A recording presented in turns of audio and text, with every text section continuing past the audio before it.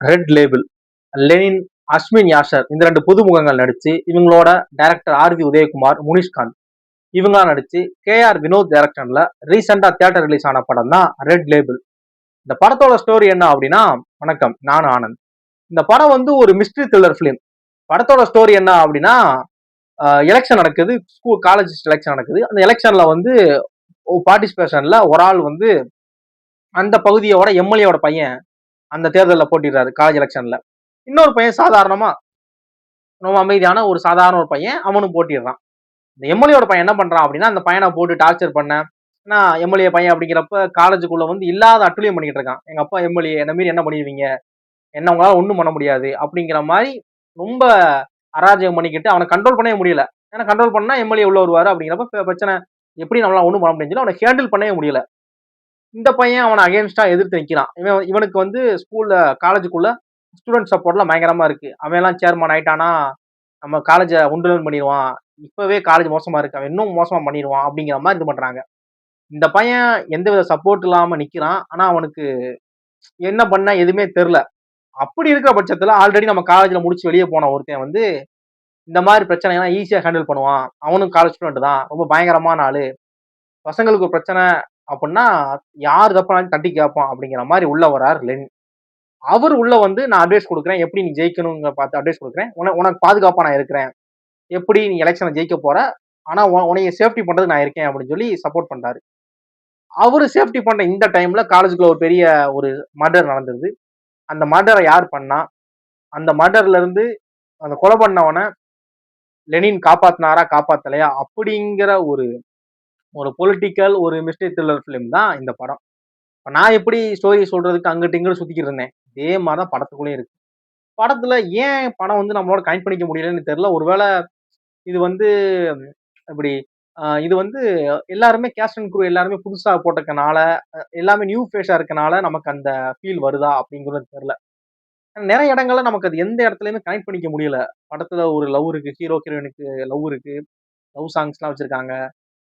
அந்த லவ் அவங்க எப்படி சேர்றாங்க அப்படிங்கிற மாதிரி இருக்கு. கிளைமேக்ஸ்ல எதிர்பார்க்காத ஒரு ட்விஸ்ட் இருக்கு.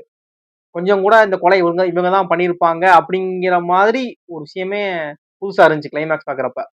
அது மாதிரி படத்தோட ஸ்கிரீன் பிளே எந்த இடத்துலயுமே பெருசா எங்கேஜ் வச்சுக்கல. என்ன பொறுத்தவரை நான் எப்படி பார்க்குறேன் அப்படின்னா, இப்ப நான் வந்து ஒரு சின்ன படம் ஓகே அப்புறம் அதனால தான் என்ன சொல்றேன்னு எனக்கு தெரியல. ஒரு டெபியூட் ஃபிலிம் ஒரு சின்ன எல்லாருமே இதுவரைக்கும் அந்த ஹீரோவையும் சரி, ஹீரோயினையும் சரி எந்த படத்தையும் பார்த்த மாதிரி தெரியல. Director KR. வினோத்ங்கிற வரையுமே நான் எங்கேயும் பார்த்த மாதிரி தெரியல. அப்படிங்கிறப்ப சரி ஓகே படத்திலேயே நம்ம இஷ்டத்துக்கு நம்ம சொல்லிடக்கூடாது அப்படிங்கிறனால தான் படம் எனக்கு வந்து ரொம்ப பிலோ அவரேஜா ஃபீல் ஆச்சு. அது ஏன்னு தெரியல. ஒருவேளை சின்ன படமா இருந்தா சின்ன சின்ன ஆர்டிஸ்ட் வச்சு கேஸ்ட் பண்ணிக்கலாமே. முனிஷ்காந்த் படத்துல ஒரு கேமியோ மாதிரி தான். அவர் வந்தனால படத்துல ஃபன் வந்து பயங்கரமா இருந்துச்சு. காமெடி எல்லாம் பிச்சிருச்சு அப்படின்னா கிடையாது. ஆர்.வி. உதயகுமார் ஒரு ஒரு ஒரு முக்கியமான கதாபாத்திரம் நடிச்சிருக்கிறாரு. அந்த கதாபாத்திரத்தினால படத்துக்குள்ள ஒரு பெரிய பயங்கரமான இம்பாக்ட் இருக்கு இல்ல.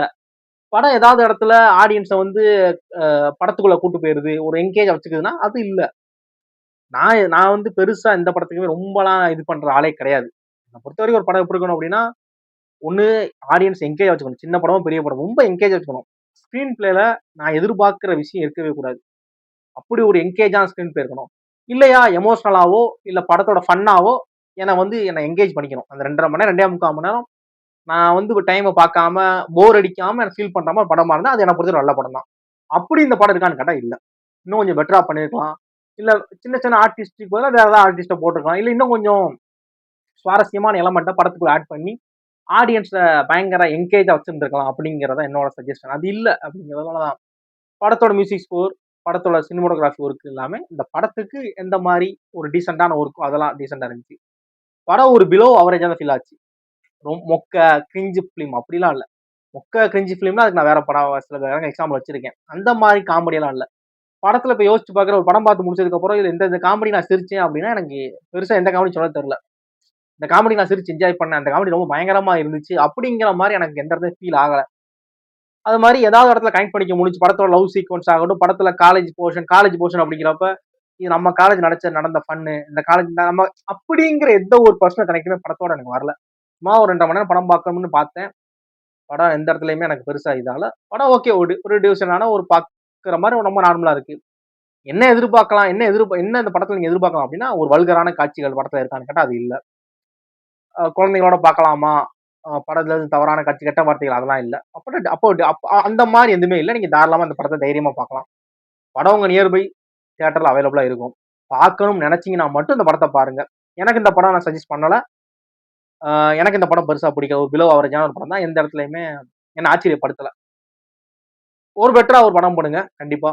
எனக்கு புடிச்சு நான் சொல்றேன் அவ்வளவுதான். இது வந்து உங்க படத்துக்கு நான் நெகட்டிவ் இத ஸ்ப்ரெட் பண்றேன்லாம் இல்ல. எனக்கு தோணுனத சொல்றேன். ஓகேவா? தேங்க்ஸ் ஃபார் வாட்சிங்.